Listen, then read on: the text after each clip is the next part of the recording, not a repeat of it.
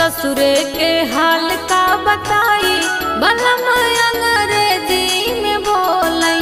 ससुरे के हाल का बताई बलम